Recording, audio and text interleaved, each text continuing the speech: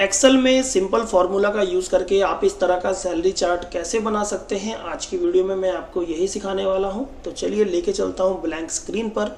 तो चलिए यहाँ पर मैंने शीट 2 जो है वो ओपन कर ली है और सबसे पहले मैं यहाँ पर हेडिंग लिखूंगा एम्प्लॉय आईडी और उसके बाद यहाँ पर हम एम्प्लॉय आईडी भी फिल कर देंगे। तो मान लीजिए यहाँ पर मैं M101 रख देता हूँ, यहाँ पर M102 और उसके बाद इसको स्क्रॉल करके आप जितने भी मेंबर्स यहाँ पर एम्प्लॉय ऐड करना चाहते हैं उसको यहाँ पर ड्रैग करके आप बना सकते हैं। तो मेरे केस में मैं मान लीजिए मैंने यहाँ पर 8 लोगों की सैलरी बनानी है और उनकी 8 लोगों की एम्प्लॉय आईडी मैंने यहाँ पर मेंशन कर दिया। अब उसके बाद आता है यहाँ पर एम्प्लॉय नेम।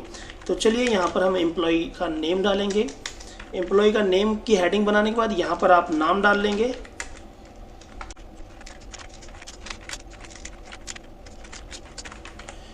तो चलिए दोस्तों, यहाँ पर मैंने एम्प्लॉयज़ के नेम भी ऐड कर लिए। उसके बाद थोड़ा सा इसको ड्रैग करके हम यहाँ पर एडजस्ट करेंगे। अब उसके बाद बारी आती है यहाँ पर हेडिंग बनाएंगे हम डेजिग्नेशन। तो चलिए हम यहाँ पर डेजिग्नेशन की जो हेडिंग है वो बना लेते हैं। तो यहाँ पर स्पेलिंग थोड़ी गलत हो गई। डेजिग्नेशन की हेडिंग बनाने के बाद इसके बाद नीचे हम यहाँ पर डेजिग्नेशन ऐड करेंगे। तो यहाँ पर मान लीजिए सुपरवाइज़र है, यहाँ पर वर्कर, यहाँ पर भी वर्कर और बाकी सभी को हम यहाँ पर एज ए वर्कर ही फीड कर देते हैं। तो चलिए यहाँ पर हमने सभी को वर्कर बना लिया। अब इसके बाद बात आती है यहाँ पर बेसिक सैलरी की। तो चलिए यहाँ पर बेसिक सैलरी की हेडिंग डाल देते हैं और उसके बाद इनकी जो बेसिक सैलरी है वो यहाँ पर डाल देंगे। तो मान लीजिए यहाँ पर 10,000 है, किसी की 9,000 है, किसी की 8,000 है, किसी की 8500 है। तो आप अपने अकॉर्डिंग यहाँ पर अलग अलग सैलरीज जो है वो फिल कर सकते हैं, ठीक है। तो चलिए यहाँ पर मैंने बेसिक सैलरी ऐड कर ली। अब यहाँ पर हेडिंग आपने डालनी है बेसिक सैलरी के बाद यहाँ पर डालनी है वर्किंग डेज। तो वर्किंग डेज को आप W डेज भी लिख सकते हैं, ठीक है। तो यहाँ पर वर्किंग डेज आ गए। मान लीजिए इन्होंने 31 का जनवरी महीने की हम सैलरी बना रहे हैं, तो यहाँ पर 31 का महीना, तो 31 दिनों में इन्होंने 29 दिन काम किया है। तो यहाँ पर हम 29 डेज डाल देंगे, 28 डेज डाल, 31 डेज।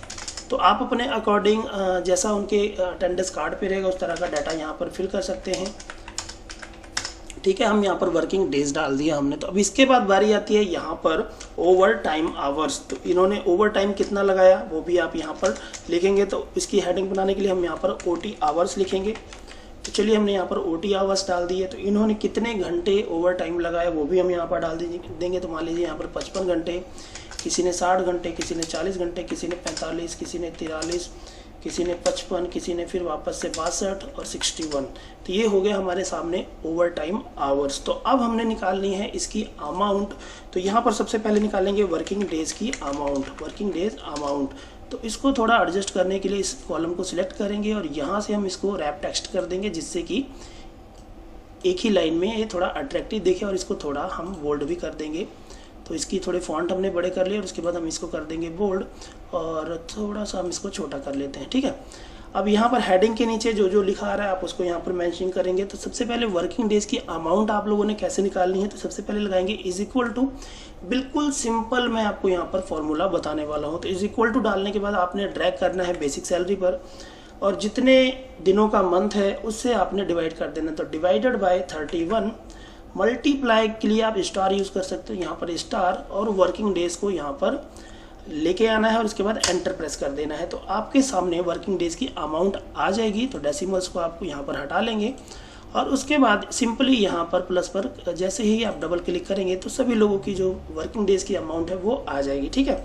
उसके बाद आता है यहाँ पर ओवर टाइम अमाउंट। तो यहाँ पर ओवर टाइम की अमाउंट भी हम इसी तरह निकालेंगे। तो सबसे पहले इज इक्वल टू, उसके बाद बेसिक सैलरी पर लेकर जाएंगे, डिवाइडेड बाय जितने दिनों का मंथ है। तो 31 डेज का मंथ है तो यहाँ पर और डिवाइडेड बाय 8 आवर।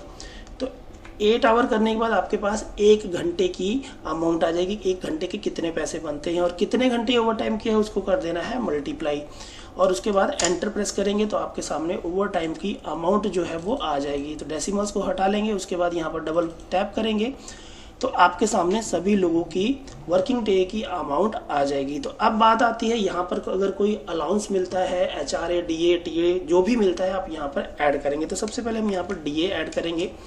तो DA कितना मिल रहा है इन्हें, मान लीजिए कि 25% DA मिल रहा है बेसिक सैलरी पर। तो हम यहाँ पर DA कैसे यहाँ पर लगाएंगे, तो is equal to basic salary पर लेकर जाएंगे, multiply by 25 divided by 100।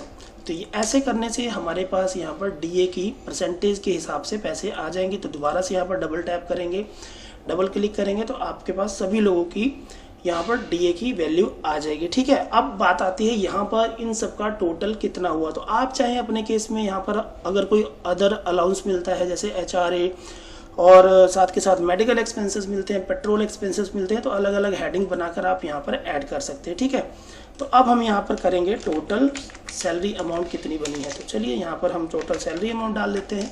Total salary amount का हमने यहाँ पर टोटल कैसे लगाना है, तो इज इक्वल टू, तो हमें कौन कौन सा टोटल चाहिए। सबसे पहले चाहिए वर्किंग डेज अमाउंट प्लस उसके बाद चाहिए ओवर टाइम अमाउंट प्लस उसके बाद चाहिए हमें डीए का टोटल। तो तीनों चीज़ें सिलेक्ट करने के बाद आपने एंटर प्रेस करना है तो आपके पास टोटल आ जाएगा। और वापस से कॉलम को सिलेक्ट करके डबल क्लिक करेंगे तो सभी लोगों का टोटल यहाँ पर लग जाएगा। ठीक है, अब बात आती है यहाँ पर डिडक्शंस की। तो सबसे पहला डिडक्शन होता है पीएफ का। अगर पीएफ एप्लीकेबल है तो यहाँ पर पीएफ का डिडक्शन हम यहाँ पर कैलकुलेशन करेंगे। उसके बाद आता है एडवांस। अगर आपने कोई एडवांस ले रखा है तो वो यहाँ पर माइनस होगा, और साथ ही अगर कोई लोन ले रखा है तो वो भी यहाँ पर माइनस होगा। और उसके बाद आता है नेट सैलरी। ठीक है, हम सबसे पहले आप चाहें तो हेडिंग भी बना सकते हैं। इसके बाद बारी आती है पीएफ की। तो पीएफ कैसे निकालेंगे, पीएफ निकालने के लिए भी आपको सिंपल फार्मूला यूज करना है। तो इज इक्वल टू प्रेस करेंगे, इज इक्वल टू प्रेस करने के बाद आपने वर्किंग डेज अमाउंट वाले कॉलम पर जाना है, मल्टीप्लाई बाय 12 डिवाइडेड बाय 100, तो आपके पास पीएफ आ जाएगा यहाँ पर। तो आप लोगों ने डेसिमल्स जैसे कि पहले रिमूव किए वैसे रिमूव कर लेने हैं। कॉलम के ऊपर डबल टैप करेंगे तो सभी लोगों की पीएफ की अमाउंट यहाँ पर आ जाएगी।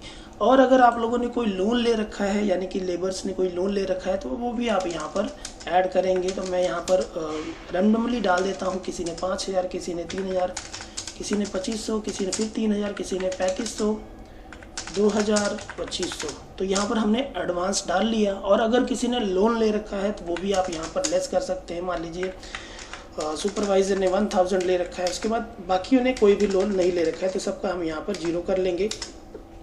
अब इसके बाद बारी आती है नेट सैलरी आप लोगों ने कैसे निकालना है। तो सिंपल फॉर्मूला दोस्तों, बिल्कुल सिंपल मैं आपको बता रहा हूँ। तो यहाँ पर नेट सैलरी निकालने के लिए आप लोगों ने टोटल सैलरी में से जितनी भी डिडक्शन है सबको लेस करना है। तो यहाँ पर दोबारा से इज इक्वल टू प्रेस करेंगे। उसके बाद टोटल सैलरी आप लोगों ने सिलेक्ट करनी है। उसके बाद माइनस पीएफ, वापस से माइनस प्रेस करना है, एडवांस वापस से माइनस प्रेस करना है, और लोन। तो ये सारी चीज़ें सिलेक्ट करने के बाद आपने एंटर प्रेस करना है तो आपके सामने नेट सैलरी आ जाएगी। और वापस से कॉलम को सिलेक्ट करेंगे और डबल टैप करेंगे तो सभी लोगों की नेट सैलरी यहाँ पर हमारे सामने आ जाएगी। तो अब इसको थोड़ा हम कर लेते हैं मॉडिफाई। सैलरी चार्ट बन चुका है तो इसको थोड़ा अट्रैक्टिव बना लेते हैं ताकि देखने में भी अच्छा लगे। तो अब इसको थोड़ा हम यहाँ पर जूम कर थोड़ा बड़ा कर लेते हैं फॉन्ट इसको, और थोड़ा ड्रैग करके हम यहाँ पर इसको बड़ा कर लेते हैं जिससे कि थोड़ा देखने में भी अच्छा लगे। तो चलिए मैंने इसको यहाँ पर ड्रैग कर लिया है। उसके बाद अब इसकी हम बॉर्डर्स तैयार कर लेते हैं। तो सबसे पहले यहाँ पर सिलेक्ट करेंगे, उसके बाद यहाँ पर बॉर्डर्स में जाएंगे और हम यहाँ पर ऑल बॉर्डर्स पर क्लिक कर देंगे। तो यहाँ पर देखिए बॉर्डर्स एप्लीकेबल हो चुके हैं। उसके बाद दोबारा से जाएंगे तो आप चाहे इसको इकट्ठे सिलेक्ट कर सकते हैं। तो यहाँ पर हमने बॉर्डर्स डाल दिए हैं। अब उसके बाद इस पूरे के पूरे कॉलम को आप लोगों ने मर्ज कर देना है। सिलेक्ट करके आप मर्ज करेंगे और यहाँ पर आप इसकी कोई भी बैकग्राउंड दे सकते हैं। तो सबसे पहले हम यहाँ पर फर्म का नाम डालेंगे। तो मान लीजिए ABC प्राइवेट लिमिटेड नाम की कंपनी है, तो आप अपनी कंपनी का नाम यहाँ पर डाल सकते हैं। ठीक है, ABC प्राइवेट लिमिटेड, और इसके फॉन्ट को आप बड़ा कर लेंगे। तो चलिए हमने यहाँ पर इसके फॉन्ट को कर लिया है बड़ा। तो आप चाहें इसमें एड्रेस भी फिल कर सकते हैं, और साथ के साथ आप चाहें तो यहाँ पर कौन से मंथ की सैलरी है वो भी ऐड कर सकते हैं। तो जो भी डाटा चाहिए वो आप अपने अकॉर्डिंग यहाँ पर फिल कर लेंगे। ठीक है, तो थोड़ा सा इसको स्क्रॉल करके हम नीचे कर लेते हैं जिससे कि थोड़ा ये अच्छा लगे। तो चलिए यहाँ पर हमने फिल कर लिया। उसके बाद इसके हम बैकग्राउंड में येलो कलर दे देते हैं। ये थोड़ा अट्रैक्ट लगे इसको सिलेक्ट करके यहाँ पर भी हम एक बैकग्राउंड कलर डाल देंगे जो कि थोड़ा सा ग्रे कलर में होगा। तो आप देख सकते हैं यहाँ पर ABC प्राइवेट लिमिटेड का सैलरी चार्ट बनके तैयार है। तो आप यहाँ पर मंथ ऐड कर सकते हैं, कौन से मंथ की सैलरी है।